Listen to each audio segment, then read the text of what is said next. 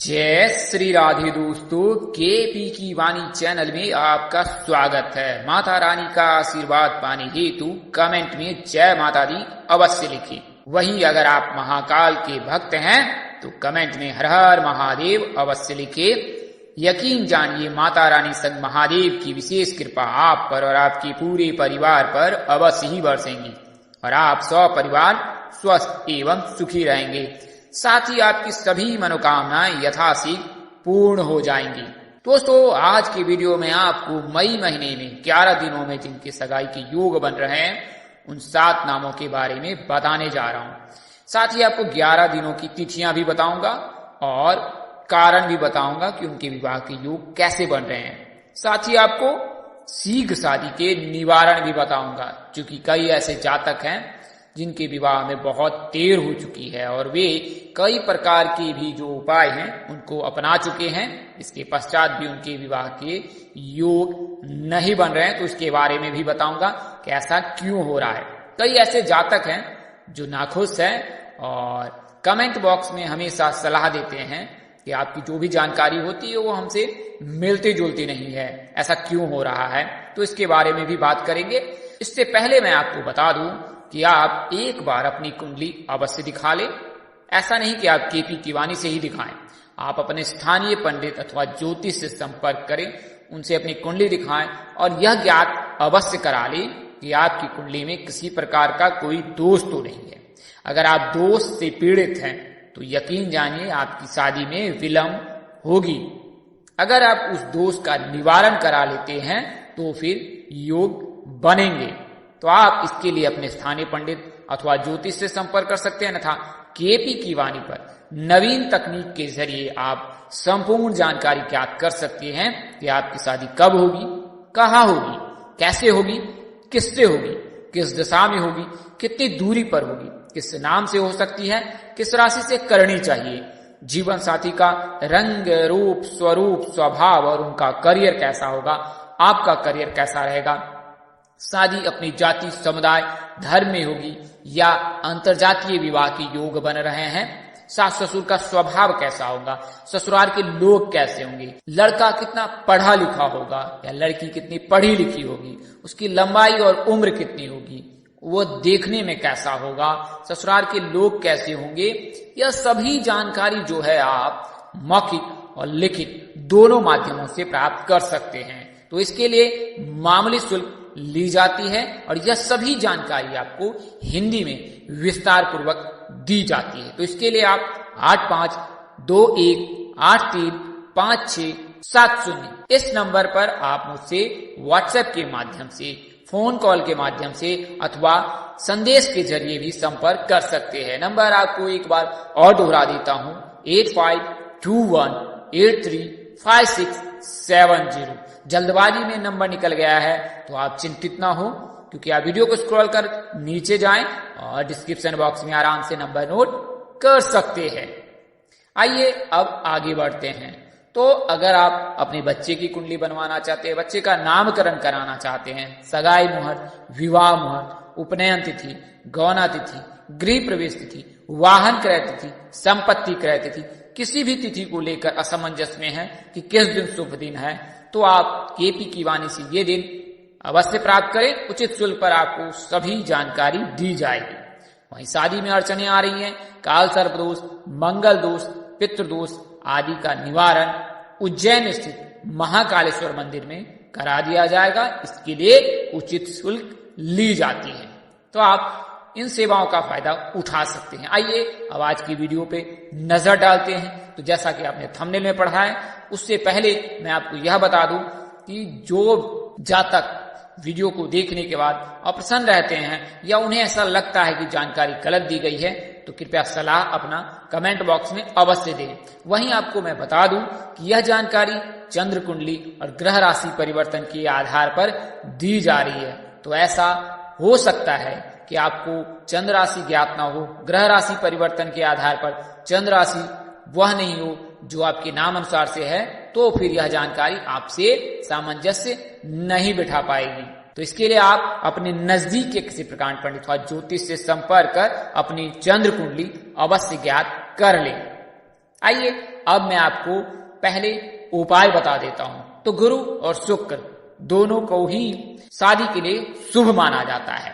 शुक्र लड़कों के शादी के कारक माने जाते हैं, स्त्री सुख विवाह सुख के कारक माने जाते हैं, वहीं गुरु पुरुष सुख और विवाह सुख के कारक माने जाते हैं। लड़कियों के लिए गुरु का मजबूत रहना और लड़कों के लिए शुक्र का मजबूत रहना बहुत ही अनिवार्य है। इन दोनों के मजबूत रहने से लड़के और लड़की की शादी के योग प्रबल बनते हैं और शीघ्र बनते हैं। आइए अब मैं आपको गुरु को मजबूत करने के लिए सबसे सटीक और सर्वश्रेष्ठ उपाय बताने जा रहा हूं। तो बृहस्पति के उपाय हेतु जिन वस्तुओं का दान करना चाहिए उनमें चीनी, केला, पीला वस्त्र, केसर, नमक, मिठाइयां, हल्दी, पीला फूल और भोजन, इन चीजों का आप दान कर सकते हैं।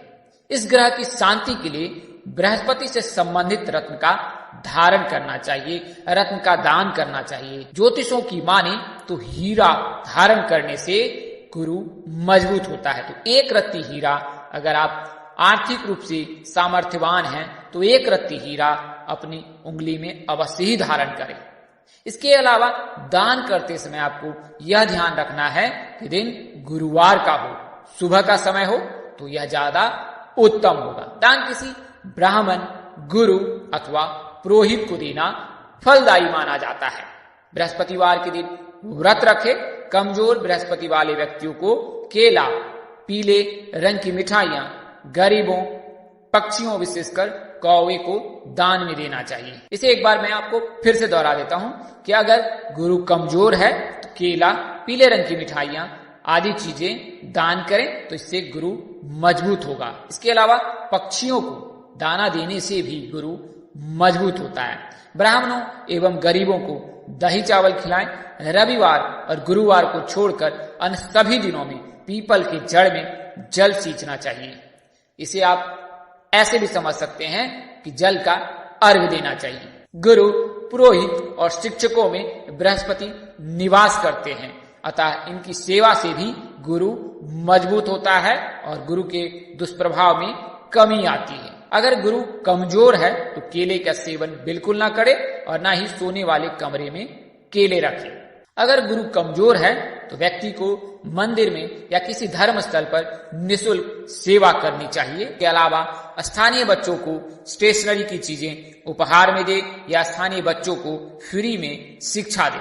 इसके अलावा गुरुवार के दिन गाय को आटे की लोई में चने की दाल, गुड़ एवं पीसी हल्दी डालकर अगर गाय को खिलाते हैं तो गुरु मजबूत होता है। तो हर गुरुवार को गाय को रोटी अवश्य खिलाएं तो इससे गुरु मजबूत होता है। आइए अब मैं आपको शुक्र मजबूत करने के उपाय बता देता हूं।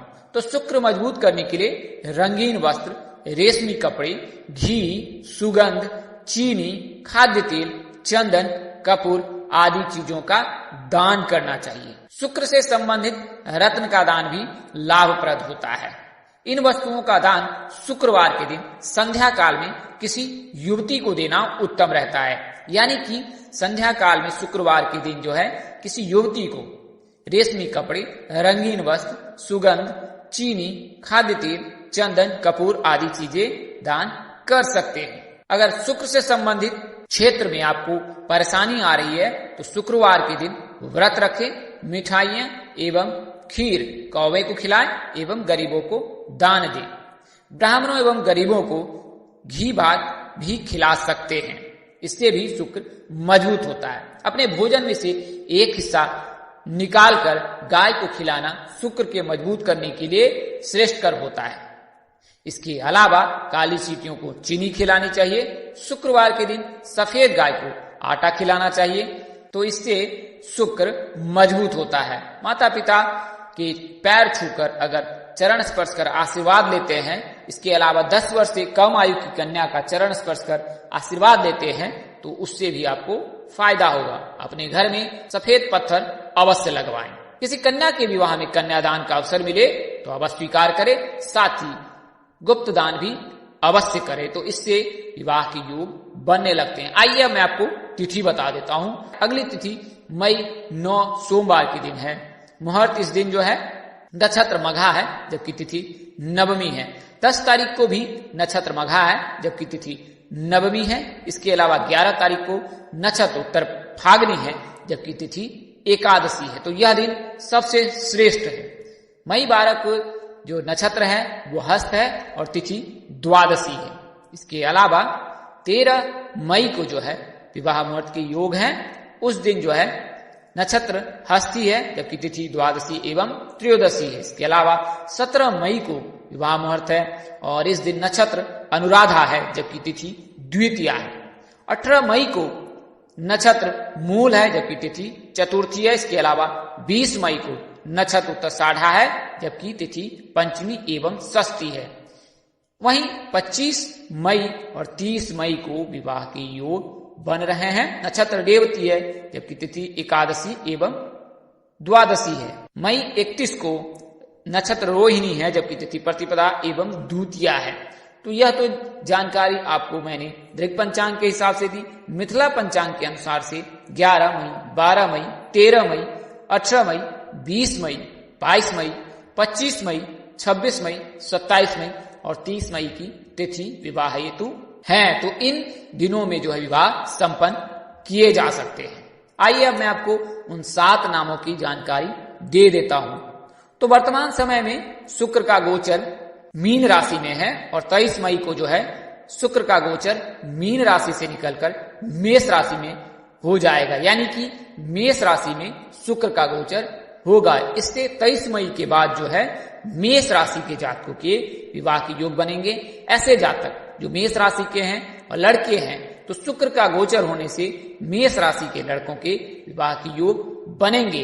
इससे ALE इन 3 नाम के जातकों के विवाह के योग बनेंगे। तो शुक्र का गोचर 23 मई को हो रहा है। उससे पूर्व में मीन राशि में शुक्र का गोचर है, मीन राशि में ही गुरु का गोचर है।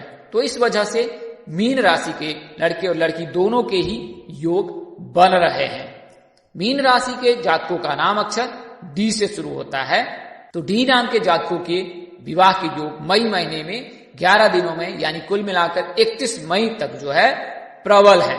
तो मेष राशि के जातकों का नाम अक्षर ALE से शुरू होता है, वहीं मीन राशि के जातकों का नाम डी से शुरू होता है। तो मीन राशि के जातकों के लिए मेष राशि के जातकों से विवाह करना बेहतर होता है, वहीं मेष राशि के जातकों के लिए